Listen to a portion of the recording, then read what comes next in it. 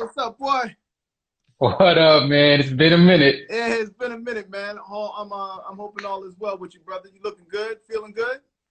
Oh yeah, man. Doing my thing, drinking my coconut water. I'm straight. Okay, okay. Yeah, I'm about to drink my coconut water too. It's called wine, my brother. See, you gonna make me go grab something else. A little wine, you know what I mean? It's still nourishment for the body. You feel me? It's Um, like juicing. It's like juicing. It's grapes, right? it's grapes. I mean, hell, you know what I'm saying? And it's vegan, so I'm good. Yes, sir. Yeah, cheers to you, brother. Cheers to you, man. Cheers. Man. So, ladies and gentlemen, let's get into this thing, man. First and foremost, welcome to another dope edition of Dope Chats with Stretch. I'm yours truly, Stretch, the 6'6" phenomenon. Joining me tonight on this Wednesday, none other than my man, celebrity chef E. Marshall. Give it up for my man E. Marshall, man. Yeah. The crowd goes wild. Man, how you been, man? How you feeling right about now? I'm good. I'm good. Right. I don't know if you know, I moved from DC. I Yeah. was there. I live in New York now. I'm in Harlem. But Okay. everything is going good. I moved in November, and then I was an executive chef at a restaurant, Mm-hmm. and then pandemic happened, and stuff just slowed down. I initially moved to New York because a lot of my clients were here, Mm-hmm. and then the pandemic, and then everything is kind of slowed down. Slow down, yeah. So yeah, but now it's back on track. I had some exciting things that happened. I'll tell you about that offline. Okay. But yeah, and then I just got a gig yesterday. Okay. I'll be flying to Atlanta, working with Tyler Perry, his studio.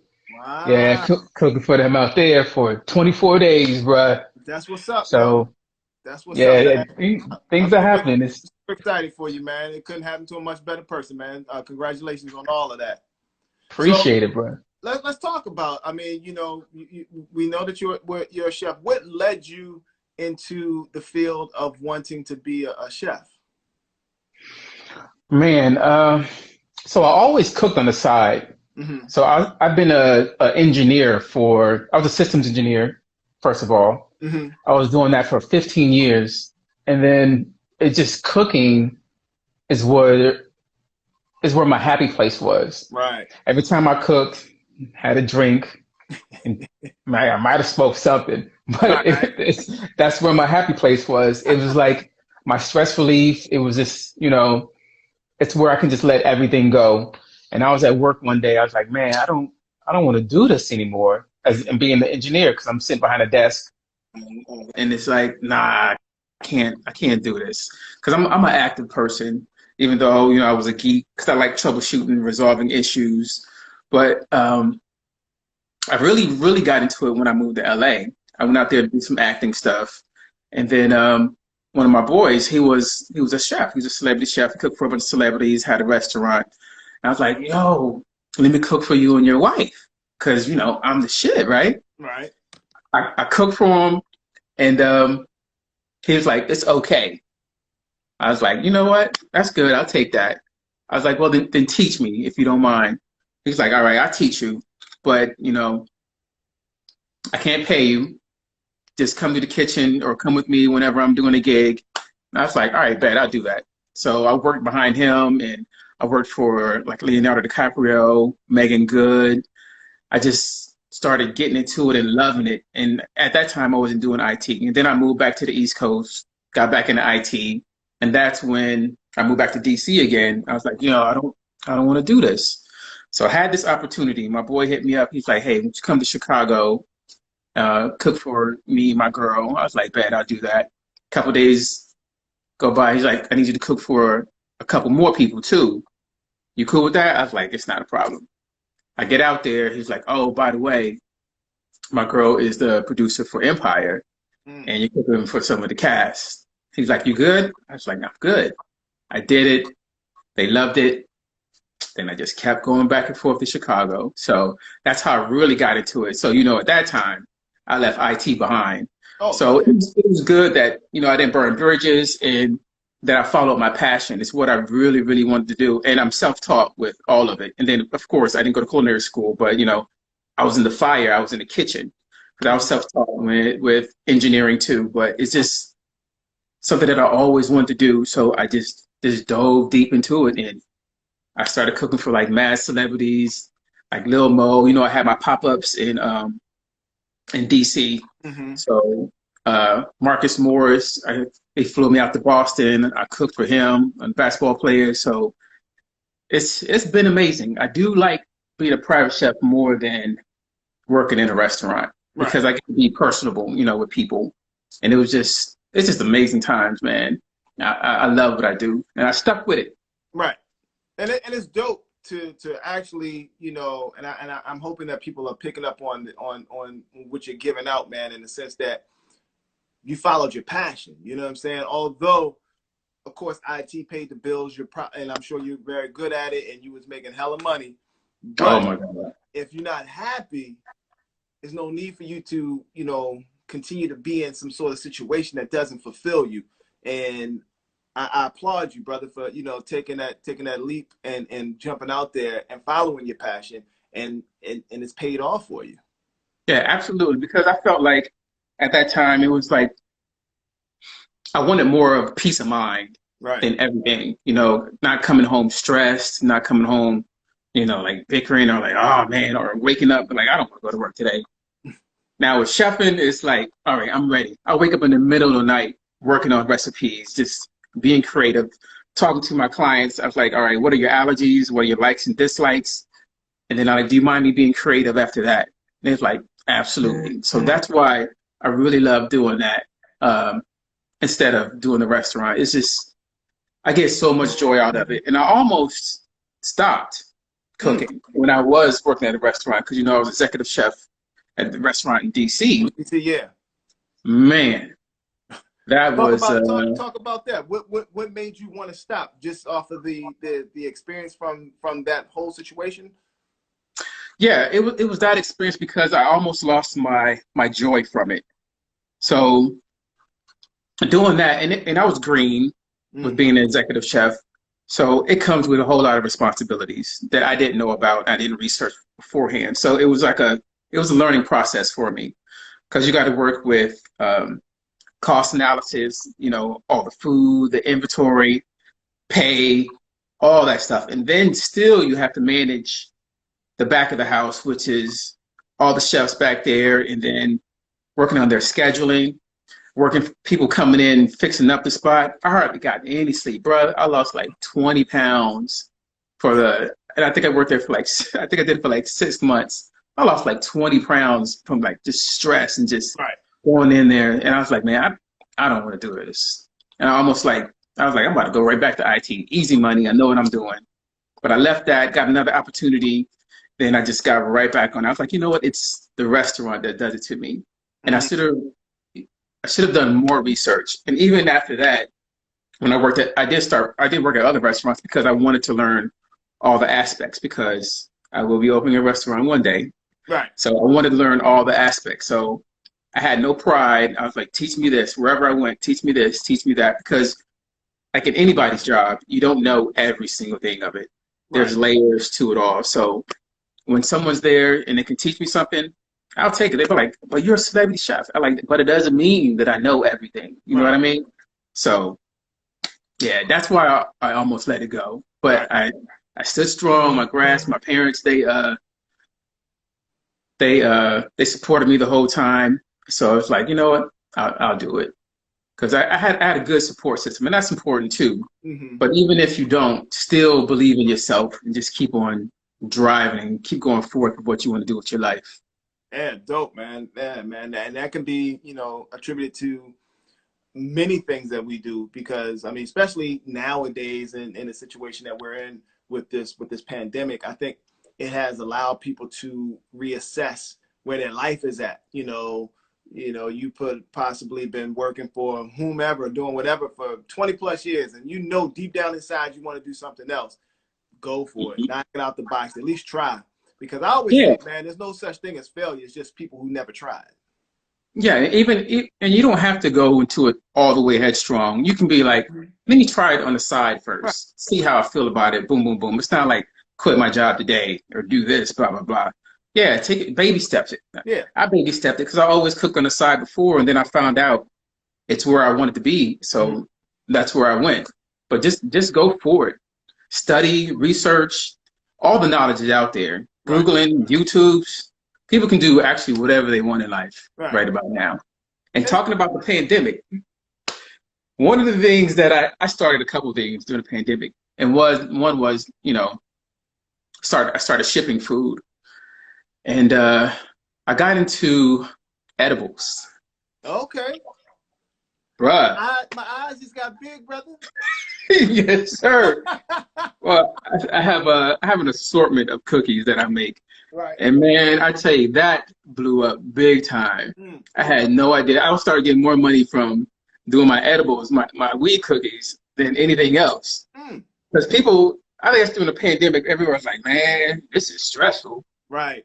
So they order the cookies. I give them instructions, take a little corner. People be like, man, I ate the whole thing. I'm like, nah, bro. You can't eat the whole thing, man. You cannot eat the whole thing. You can't eat the whole thing. You know, I had a nice lesson learned on that several years ago, man. And you know, I was just chilling, whatever, at the crib. Oh man, this is years ago. This is early. Yeah. This is early stretch. This is not you know, 40+ stretch. I get your disclaimer. Go ahead. Man, I had like a little brownie, man. I was like, man, I'm gonna make this joint a la mode, man. Put some little ice cream on that joint. Ate that bad boy, and it was crazy time after that, boy. I thought I was about to die. Oh yeah, it makes you stuck. Everything, sleep. You can't do nothing. That's why I tell them. Even on my site, I said, do not do this. Don't do this. Don't do that. As in, don't do it on an empty stomach. Don't eat the whole thing. You take it. 30 minutes later, wait to see what happened, even 45 minutes. But don't just take another bite, because it kicks in. Yeah. And it's going to kick in. You can't eat that like it's just a regular cookie. Nah, bro. You're going to see them Keebler L's for real. Yes, sir. And then on another note with that, so I was in the military. So I was in the Air Force. So I talked to a lot of veterans, and I'm a veteran myself. So the cannabis cookie actually helps them out too, because it mellows you out, relieves a lot of your stress, makes you go to sleep. Right. So I do it with a good intent. You know, I want everyone to be just mellowed as possible, but you can get high as fuck. Yeah. You can get high. I'm sure you can. I'm sure it also helps, you know, a lot of vets too who may suffer from PTSD. Absolutely. Yeah. Because I have PTSD, so it definitely helped me out. And my father, he has PTSD. So he's the one that kind of told me to go to the VA. He's like, yo, you've been through some stuff. So that's how I really got into being an advocate for, you know, veterans that have PTSD. And then even, luckily, I do the weed cookies too, and they love it. It's like, oh man, I feel so much better. I got a lot of testimonials with it. But yeah, during the pandemic, I wanted to get another stream of income or just keep it moving. Because you have to redirect your thinking when you can't go out or you can't do anything. So I was like, aha, marijuana. Hey, man, that's dope, though, man. You know, congratulations on that, man. And shout out to all the vets out there. Thank you for your service. Thank you for your service. Sir. Yeah, man, that's dope, man. So let's talk about, like, when you first kind of got into, like, cooking. Like, what was your quintessential go-to meal? Like, if you was like, I'm about to impress this shorty real quick, I'm about to make her something, you know what I mean, and I know she's gonna go head over heels for it, what was that meal that you would always make? Oh man, it was lamb. I love lamb chops. So I always get like a nice rack of lamb, seared size, season it. It's usually with like rosemary, garlic, but I switch it up nowadays. And then I do like a blueberry reduction to go on top to get that sweetness to it, but it still has that slightly gamer, but it's so tender and juicy. Get like a nice pile of sweet potatoes, some cinnamon sweet potatoes. Okay. Stack that on there, bruh. Oh, and there's some roasted Brussels sprouts. Put it all on the plate. They be like, oh, okay, chef. I see you. Nobody don't be cooking for me. I was like, I know. Not like this anyway. Yeah. But yeah, that's my go-to because I love lamb. But now it switches up nowadays. So I love octopus, and I know a lot of people don't eat octopus. And I Never I had it. got into it. I was like, yo, this is the bee's knees because it's almost like it's between like scallop and uh, I guess like scallop and almost like a lobsterish, but the Okay. texture is a little different from. But I love octopus now. I can't be making octopus for nobody and they see it just dangling. They be like, I'm not eating that. Right. Do you But yeah, fry? but Do you fry it or do you like pan sear it? so I grill it. Okay. Yeah, I love grilled octopus. That's my go-to now. But I eat everything. Hmm. I will at least try it like at least one time because I'm a chef, so I got to Right. see what it tastes like to make sure I know what I'm serving my clients. But yeah, man, I, food is a door opener. I tell you that because I got more gigs or more opportunities from cooking than when I was doing anything else. It's hmm. like a bartering tool. It's man, food does it for Yeah. people's lives. It Yeah. does it for my life. Yeah, bro. Yeah. I can only imagine, man. I mean, if you have the skills to create these masterful these masterpieces in the kitchen and you're able to explain it to folks and they be like, oh yeah, well damn, I want to try that next. It's like, so I would attribute to how I like to play golf and like broker deals, like meeting people on the golf course. It would be Mhm. the same with you with food. Oh yeah, most definitely. Because like even like the gig I just told you, me um going to LA and work for Tyler Perry, Hmm. it's it just opened up so many doors because I did something for him last year for the Right. cast of Ruthless. My Hmm. boy, he was on Ruthless, and I met the whole cast. I cooked for them, so it just opened up so many doors. People hit me up, yo, can you cook for this? Because I do infused foods too. Okay. So they're like, yeah, can you put some of that stuff in my Brussels sprouts? So they getting high off of Brussels sprouts and asparagus, everything. I even put it on steak. But yeah, Oh I make the butters, the oil. So you get a really a high time, yeah, yeah. a high time. A high time, and that's a good time right there to kind of broker some deals because they don't know what the hell Yeah, they're and talking it's about. yeah, and I've learned a lot through it because everybody eats differently because people have allergies. Right, There's vegans like yourself. right. There are people that's gluten free. So I have to learn to cater to everybody's needs. Yeah. I'm still working on a lot of vegan dishes. Hmm. I might have to hit you up on some of that because you're a vegan, right? Yeah, yeah. Yeah, I might have to hit you up on some of that because I ain't too good to learn something. But yeah, I got to cater to everybody. It's not like, all right, here's some meat and potatoes. They're like, I Right, don't eat meat and potatoes, or right. I don't like this. I don't like dairy. So you have to contour my cooking to what they like, and I do research all the Yeah. time. So yeah, we might have to have a live vegan cook off. Let's do So it. Hey man, I'm down.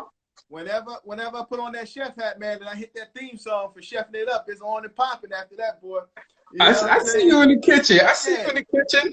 It's I was funny that like, you mentioned that because like tonight I was like, oh man, I'm hungry and I want to eat something. So like I've really kind of started to incorporate like lot more grains. Like not to say I wasn't eating them before, but I fell in love with bulgur, man. So I just made like this bulgur salad tonight, just some bulgur and some red onion and red bell peppers, little cucumber, some cumin and a little tahini. oh, there it is. Yeah, off the chain, man. I get vulgar with my bulgur. You feel me? See, see, I'm gonna take some of your lines, yo. Hey, yo, you can have them, man. I'm telling you, man. But no, that's dope though, because it's nothing that really irritates me more when I go someplace and they be like, "Oh, yo, Stretch, come hang out." You know what I'm saying? We're gonna do a little something at the crib, and I'm like, "All right, bet." And then I get there, and there's nothing for me to eat. And They then the got first thing they wings, say, pizza. yeah, the first thing they say is, "We got salad." Mother, I don't want no salad. I Yeah, just want a salad, man. at first I was like, okay, vegan food. Okay, they just want sides. Right. Okay, let me give them some greens, give them some asparagus, maybe two rices. But Two rices. I got two rices picked up. Yeah, yo. but no, but it's definitely I think, you know, something to like work on and can continue, because you can always flip anything and turn it. Mm-hmm. You know what I'm saying? And it's just sometimes it may take a little while to, you know, to cook it or whatever like that. But Yeah. at the end of the day, it's all love. And you know, not to say that, you know, when I went from being vegan, you know, went from not eating meat to being vegan, like I was like, I don't look down on anybody who, you know, continues to still eat meat. That's all dope. But Oh, good. You're not one of those. Okay, no, go ahead. no. Man, I wear leather shoes. I got on a leather belt. So I just say, Sound like Chris Rock. Go ahead. Chris Rock, I wear leather shoes. I'm more, I think I would just, you know, I always just, you know, just say I'm just plant-based, man, because, you know, and just leave it at that. You feel me? Oh, yeah. Yeah. I see somebody say, do you like quinoa? I think it's me. I don't know if it's me or you, but I love quinoa. I love quinoa. Oh, yeah, bro. Oh, man. There's so many different ways that you can make quinoa, man. And so many flavors. It takes on the flavor of what you put in there. Exactly. And delicious, especially if you cook it right. Exactly. So that's the key. Yeah, because, and I think a lot of times when we are in the kitchen cooking, we may get preoccupied and walk away. But you, with certain, You got to watch it. You got to watch it, man. Especially like with pasta, because I've learned, and I've been working on this for years. Like, you know, I was like, oh, I want to make my pasta al dente, al dente. Yes, sir. Yeah. And you know, I finally got to it, and it didn't.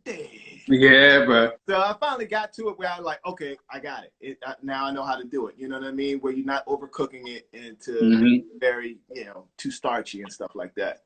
But yeah, yo. So let's talk on with your experience from working on Empire. Like, how was that experience to be on set and cooking for all these these cats that you know, I'm sure you watched and throughout the years on, you know, movies and stuff like that. Do any of these people have like very particular sort of like palettes? Yeah, some of them do. But it was amazing. I'll say that. You know, everybody has their ups and downs, and then sometimes all they need is some food, and that's where I come along. Feed them, put smiles on their faces, they're good to go. But yeah, you know, some, like, okay, didn't want any starches, none of that, because some of them are on diets. They got to keep their figures, how they look. So it's like I have to contour, like I said before, you have to contour to their palates and what they want. So sometimes I make a whole different dish for somebody else, but it's part of the job, because it's about, to me, you really want to keep your body healthy, mind healthy, all that. So I even talked to them about like portion control. Some of them don't want to hear it. They're like, just give me my food. I was like, it's cool, just eat it all up. But yeah, it's about portion control and just, you know, try to take care of your body and your mind and your spirit. It's all like one thing to me. Right. But yeah, it was definitely fun. It was great. You know, we hung out afterwards. It's like you build this rapport with all these people. And then, you know, one of my birthdays, they took me out to one of my favorite restaurants, Alinea in Chicago. So it's like a family type situation. Some things I can't say because of NDAs, but yeah, I love what I do. Whether it's just cooking for a friend or cooking for high-end people, my thing is I just love to cook, and I would cook for anybody. Yeah. People were like, hey, come on through. I was like, all right, can you fix my car? All right, let's switch that service. Let's go do this. But yeah, it's something I just love to do. That's dope, man. And then now that you're in New York, which is pretty much like, I would think, like the highlight for any chef as far as like wanting to be in the Mecca, where there's so many different like restaurants and just other great, impressive chefs to kind of like work and be under. And how has that experience been for you since making that move to New York? Oh man, it's been trying, because New York is a whole nother beast. Well, they feel like they're a whole nother beast. Because I went to some restaurants to work, and they're like, have you ever worked in New York before? Worked in a New York kitchen? I was like, no. Oh, then you can't do this then. I was like, but a kitchen is a kitchen. Right. It's like, no, this is New York. This is New York kitchen, blah, blah, blah, blah, blah. So, and then I went on some interviews, and some of the executive chefs, they were assholes, like for real. told me to bring in my resume. I think he just wanted to do it for show. I brought my resume in. He started looking at it and then just ripped it in front of my face. And he's like, tell me you can't cook. I was like, why would I do that? I can. He's like, you need to be broken down. I was like, I don't need to be broken down. I'm good. I'm gonna break you down. Right. But it's been trying, and it hasn't been like that with all of them because, of course, I told you I was an executive chef at a restaurant. Right. Some of them wanted to come in and they needed help, and they wanted some of new flavors or a new twist on it. So it's been a struggle, and then the pandemic shut it all down. So that's what made it tough. Right, so that's what brought me to doing my online cooking classes, which I still do that too, the group or personal cooking classes. But yeah, it's something. New York is something. But it's funny that you mentioned that, man, because I remember like when I first left Baltimore and moved to Los Angeles, and I was like, starting from scriggity scratch, you know what I'm saying? And I was like, man, all right, I'm out here. I want to try to get my acting on. So I was like, I'll wait some tables, right? So I'll go to like just a regular restaurant and apply to be a waiter, man. They was like, oh no, you can't. I'm like, dude, anybody can wait a table. It's waiting tables. You know what I'm saying? You don't have to have no exquisite resume to wait table. I was like, come on. And, oh no, you can't do it. I was like, man, forget this, man. That's exactly. Cool. Waiting tables is like, I need a job right now type situation. You need a body. I'm able. I'm doing it. I can comprehend.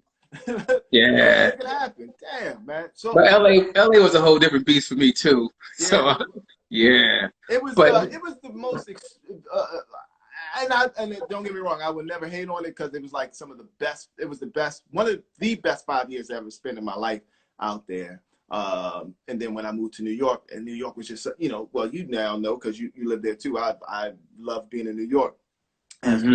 But I mean, at the end of the day, I took a little bit of everything from each place that I've lived in, and thus absolutely kind of created this thing. So let's talk on. You were talking in regards to you doing some online cooking classes. Like, so how is that going, and how can people get down if they're looking to learn from Chef E. Marshall? Well, right now it's about to be shut down because, like I said, I'm going to be gone for like 24 days. Yeah. But online cooking classes, people just hit me up. Sometimes I have ideas, but sometimes people want to say, okay, so how do I cook this? I've always wanted to cook this. So they might have like a group. So the way it usually works is they tell me what they want. I tell them what their ingredients are. They go pick it up, and then we start. So starting means we make a cocktail at the beginning, because you gotta get everybody right. Not too much, because you don't want to burn down the place. Absolutely. Right. Put us some music real low in the back, set the tone. It can be whatever you want. It can be some crunk music. It can be whatever you want it to be. Then we get in there, start chopping. I teach them all the cutting skills as much as possible. Right. Get in there, season stuff, gloves, make sure you have, kitchen safety, and make sure everything is sanitized.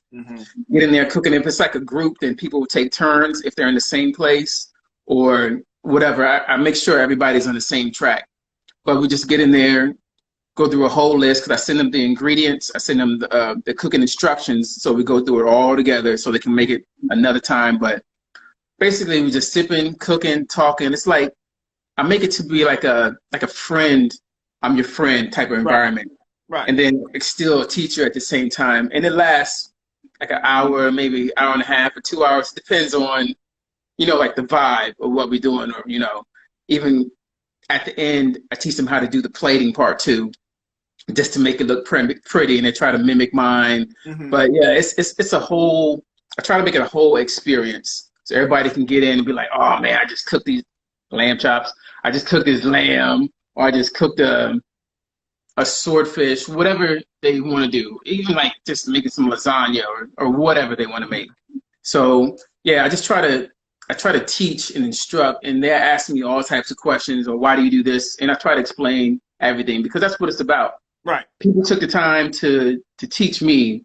So with these cooking classes, I take the time to teach them, and we get to turn up at the same time. So it's fun. I'm back here drinking, they over there drinking. So I make it a nice, dope ass experience. That's what's up. That's what's up. What's up, Troy? My man Troy checking in.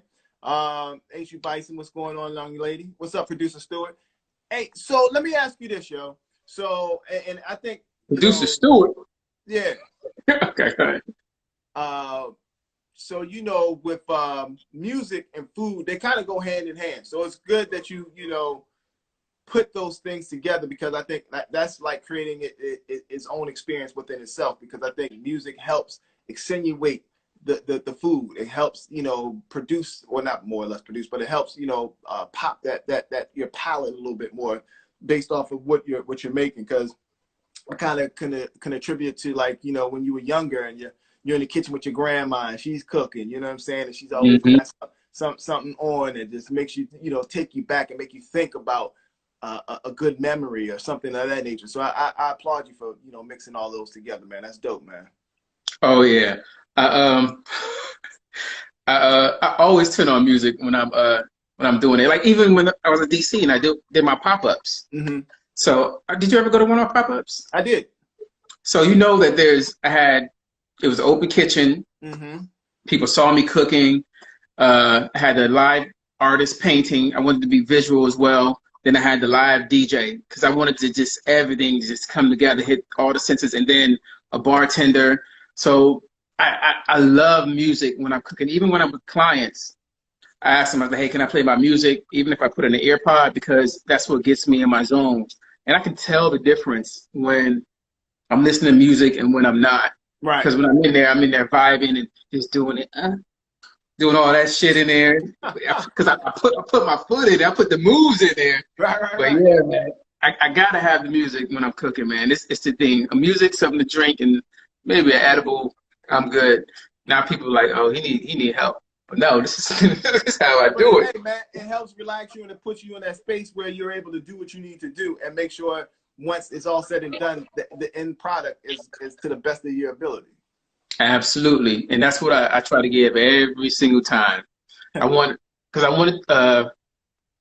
my food to represent me. Right. You know what I mean? And what I do. So I get in there and put my foot in it and just smile. Even when I'm at clients' house, they come up and ask, like, what are you doing? Oh, I smelled this. What are you using for this? And I'm like, just wait and see. Just wait and see. Like the other day I made like some jerk cabbage. And he was like, oh man, I ain't never had that before. Because you got to put a little bit in there, but it was bomb. It was good. And I said, I ain't never do it before either. But it was good. And he loved him with wife. Innovation. Exactly. Innovation. I love like, jerk seasoning, man. It's this little spot that I go to around the corner from the crib. And they make, it's a Jamaican restaurant, but they make hella good, like, vegan, dishes. And I'll be like, oh. And when they see me walking, they be like, extra jerk on the side. I'll be like, yeah, hook me up. Sir, that's how it's supposed to be. That's what's up, man. Yeah. Go ahead, I'm sorry. Yeah, I got to switch it up, because people have the same thing all the time. And some people really like it. But that's why I asked them, I'm like, can I be a little creative with the meals? That it's like, okay, then boom, make it happen. They're like, oh man, I ain't never tried this before. I was like, well, don't try it now, because you still need my services. So let's keep that in there. Hey, but man, yeah, you gotta hit me up and share that jerk cabbage recipe, brother. Oh yeah, I got you. It's not a problem. So, one of my favorite things to watch, man, I love the Food Network. I love. I can watch that all day. And I always like to get the impression, or at least ask other, chefs out there, or like, would you ever consider doing like Chopped or something of that nature? Yes. Okay. Yeah, I would. Yeah. I would do all of them. I would do Chopped. I would do Big Bobby Flay. I would do Supermarket Sweep. I would do Guys Grocery Games. I would do all of them. Yeah. Yeah, because I'm confident. Sometimes it helps you figure out where you stand, or and you learn a lot from all the shows. I watch Chopped all the time. I'm like, oh man, look at the mystery basket. What's in there this time? Right. And then I'm like, all right. Then I'm write down some of the shit they're doing. I was like, I never would have thought of that. But every time I see it and I see the mystery basket, automatically I'm like, all right, I'll do this, just to try to be on the same page. But man, Chopped, yes sir. I would definitely do it.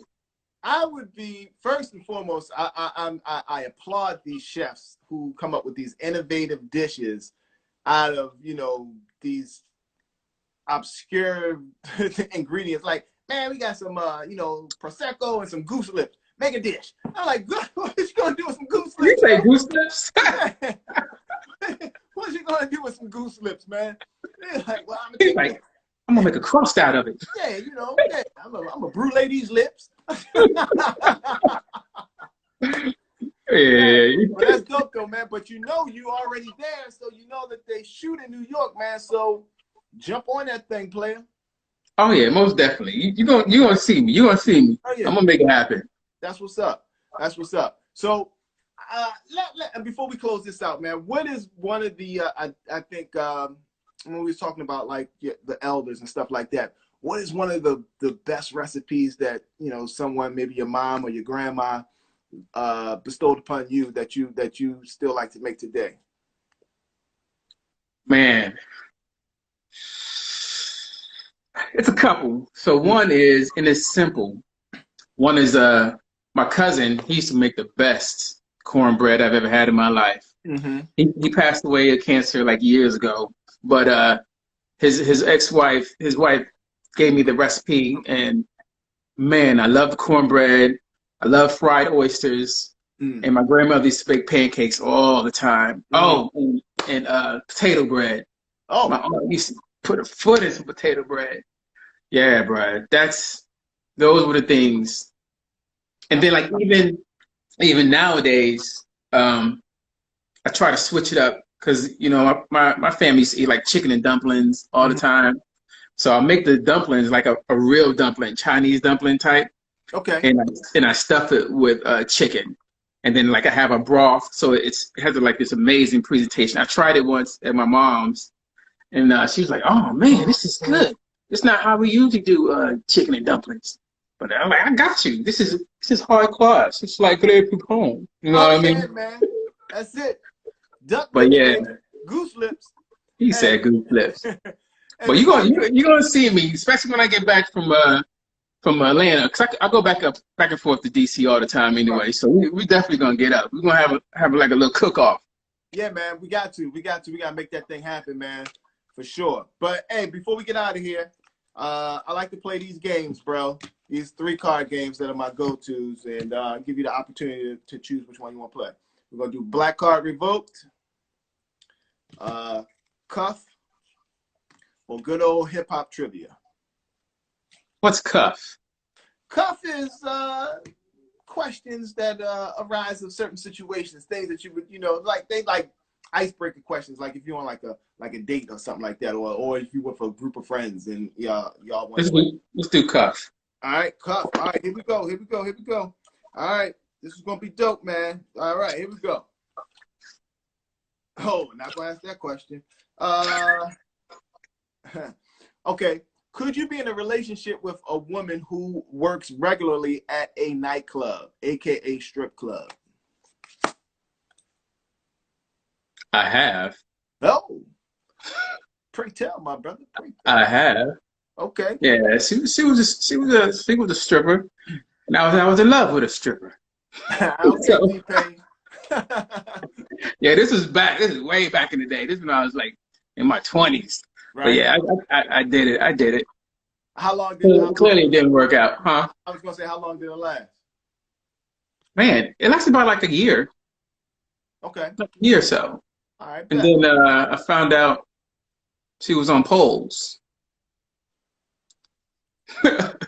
Other dude poles. Exactly. I know what you mean. I know what you mean. All right, yo. One more. What are your deal breakers in relationships? Oh man, just uncleanliness. One thing about me, I am a neat freak. So I was in a relationship before where a girl would come home and just throw stuff everywhere, left stuff in the sink for like days. Sometimes I'd be like, this can't be happening. I'm gonna see how long it's gonna stay there. And don't say nothing. Just leave it in there. I can't do that. Yeah, I'm a neat freak. Yeah. I clean up everything. I wash clothes. I do dishes. I could do all that, but I need you to help me. I need you to do that same Right. thing. So yeah, I can't do that.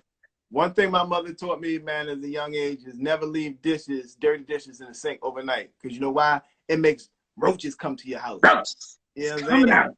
Roaches. And I I bet would that girl probably had roaches and thought they were her friends. absolutely. There's a plane. Hey, get off of that. Right. That's how she be. Like negative Ghost Rider. But yeah, bro. Yeah. Good All games, right. good times. One last question, yo. After a breakup, is it better to cut off all ties or stay in touch? Mm. It depends on the breakup. Oh, okay. It depends on the breakup. If it's a bad one, like you cheating, shit like that, yeah, I'm ghost. You don't hear from me no more. But if it's like a mutual, like, yeah, we tried it, it's not gonna work. We better like as friends, fuck buddies, probably. Yeah, could do that. With the occasional "Hey, big head" text. Yeah, hey, big man. I'm like, yeah, you go. No. Hey, big head. Like, man, what you want, man? Like, what you doing? Hey, man. Hey, brother. I want to thank you again for hanging out with me tonight, man. This is probably one of my favorite dope chats. I really appreciate your candor and I appreciate your openness, and good luck to you, man, and all the endeavors that you have coming your way. And of course, when you get back into the area, we're gonna link up for sure, and you know, get this cook-off going. Oh yeah. So I gotta come back on the show again because something big that's happening that I can't say yet. But Okay. if it happens, Okay. I'm gonna be back on here. Yeah, I'm gonna explain it all. You can be like, damn, son. I was like, yes, sir. Yes, sir. That's what's up. That's what's up. Hey, we're gonna make it happen, indeed, man. So if you folks want to follow you or just hit you up, or if they have any questions regarding, you know, dishes and things of that nature, how can they reach out to you, brother? Oh, well, right here, Instagram chef_E Marshall, or you can go to my website, which is www.chefemarshall.com. All right. Y'all heard it right there. So hit up my man E Marshall for all your culinary needs. And All of them. also, wait a minute, are you still doing the you know, the tainted cookies? Edibles? Yeah. Oh, I'm still doing edibles, but I'm about to stop Okay.